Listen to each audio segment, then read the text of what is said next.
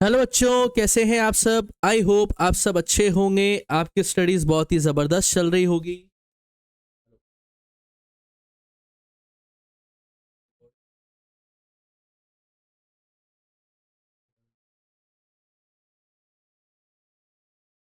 I hope आप सब अच्छे होंगे, आपकी स्टडीज बहुत ही ज़बरदस्त चल रही होगी। मेरा नाम है इंजमाम खान। स्वागत करता हूं आपका हमारे शानदार यूट्यूब प्लेटफॉर्म जिसका नाम है FMI करियर इंस्टीट्यूट। बच्चों, जैसा कि आपको पता है कि प्रारंभ सीरीज़ का हमने कारवा स्टार्ट कर दिया था, जिसमें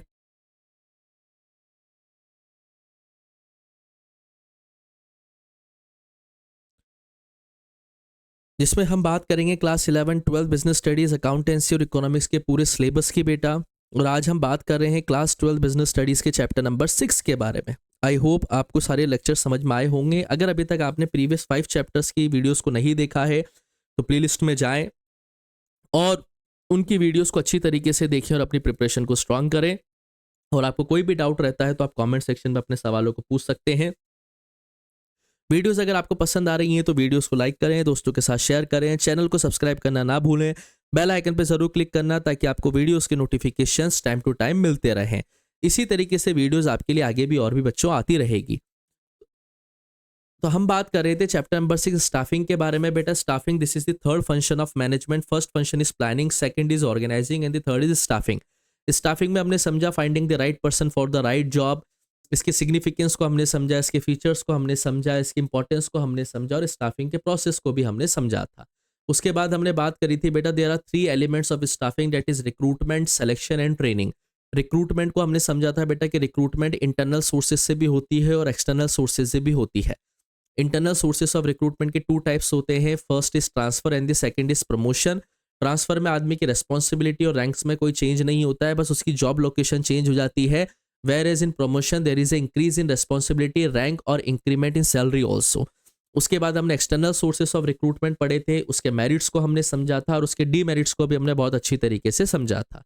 उसके बाद हमने सेकंड एलिमेंट ऑफ स्टाफिंग पढ़ा था, इसका नाम होता है सिलेक्शन। के सिलेक्शन का प्रोसीजर क्या होता है, डिफरेंट डिफरेंट तरीके के टेस्ट होते हैं, अपॉइंटमेंट लेटर क्या होता है और भी बहुत सारी चीज़ें जो है हमने सिलेक्शन एलिमेंट के अंदर पढ़ी थी। हम बात कर रहे थे फिर लास्ट एलिमेंट के बारे में जिसका नाम था ट्रेनिंग एंड डेवलपमेंट। और ट्रेनिंग के हमें 2 मेथड्स पढ़ने थे बेटा। There are various methods of training. जब भी एम्प्लॉयज को ट्रेनिंग दी जाती है तो उसके 2 मेथड होते हैं।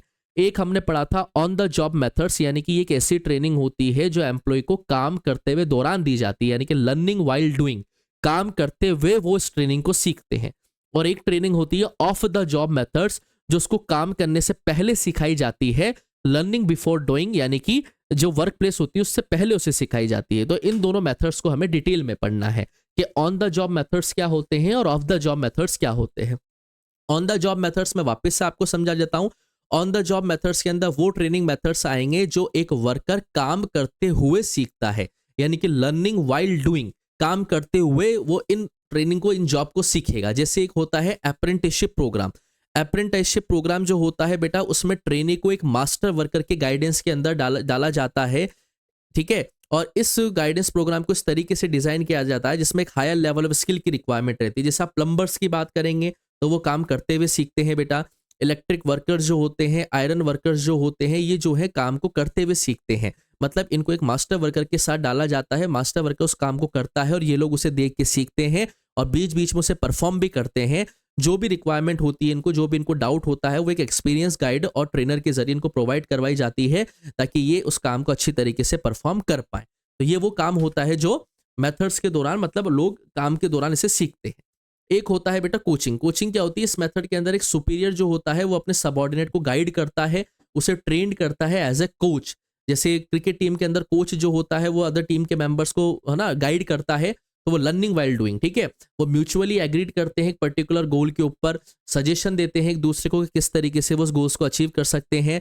जो उनका सुपीरियर गाइड होता है वो समय समय पर उनकी ट्रेनिंग प्रोग्रेस को रिव्यू करता है, उसमें कुछ कमियां होती है तो उन्हें बदलता है, उनको सजेशन करता है कुछ चेंजेस को लेकर, उनके बिहेवियर को लेकर, उनकी परफॉर्मेंस को लेकर। तो कोचिंग वाला भी जो मेथड होता है वो ऑन द जॉब मेथड ही होता है।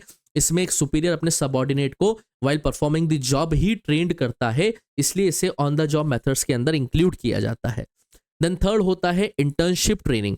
ये एक जॉइंट प्रोग्राम होता है बेटा ट्रेनिंग का, जिसमें एजुकेशनल इंस्टीट्यूशन और बिजनेस फर्म मिलके काम करती है। एक जॉइंट प्रोग्राम है जिसमें एक एजुकेशनल इंस्टीट्यूशन और बिजनेस फर्म मिलके कोऑपरेट करती है।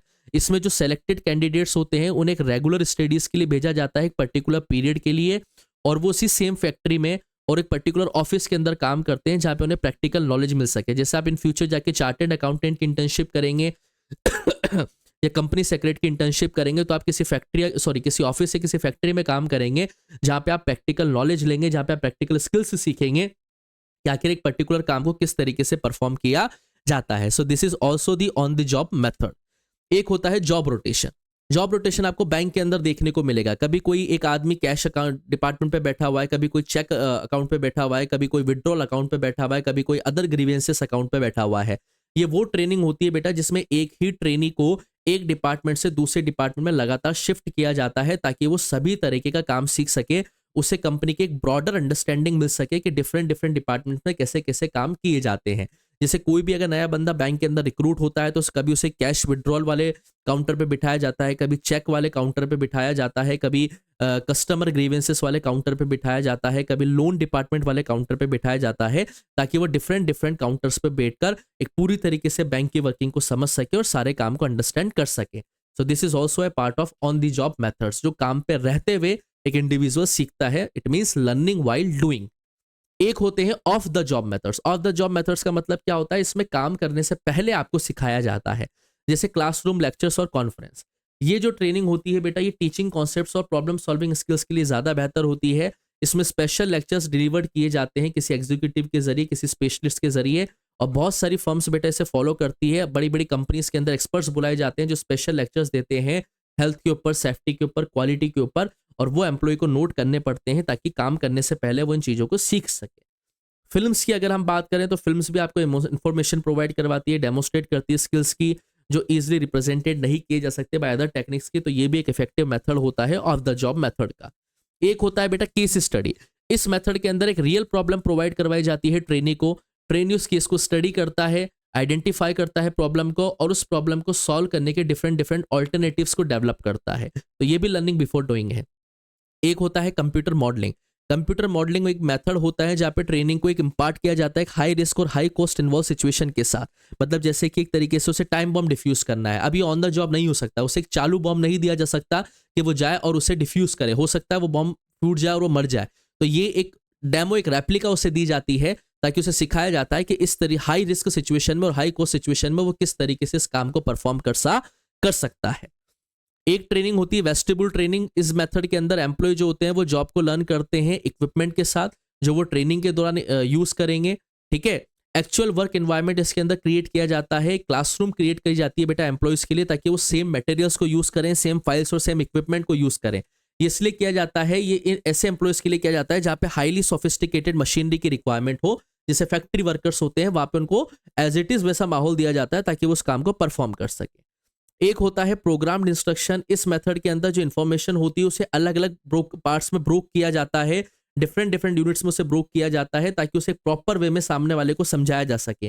जैसे योगा के अंदर जब ट्रेनिंग दी जाती है तो एग्जैक्ट नहीं कि इस तरीके से आपको आसन करना है, उसमें डिफरेंट डिफरेंट तरीके से यूनिट्स में एक पर्टिकुलर आसन को डिवाइड किया जाता है और वो पर्टिकुलर पर्सन को सिखाया जाता है ताकि वो उस प्रोग्राम को अच्छी तरीके से इंप्लीमेंट कर पाए।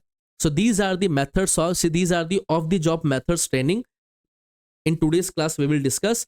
हमने इसे डिस्कस किया है बेटा बहुत ही अच्छी तरीके से कि ऑन द जॉब मेथड्स क्या होते हैं, ऑफ द जॉब मेथड्स क्या होते हैं। आई होप आपको ये समझ में आएंगे। कल के लेक्चर में जब हम बात करेंगे तो इस चैप्टर के हम कुछ केस स्टडीज के बारे में बात करेंगे। चैप्टर हमारा पूरी तरीके से कंप्लीट होता है। आई होप आपको ये लेक्चर समझ में आया होगा। फिर भी अगर आपको कोई डाउट रहता है तो आप कमेंट सेक्शन में अपने सवालों को छोड़ सकते हैं। जल्दी ही मिलेंगे आपसे नेक्स्ट लेक्चर में। तब तक के लिए आप पढ़ते रहें, मस्त रहें। Thank you, bye bye.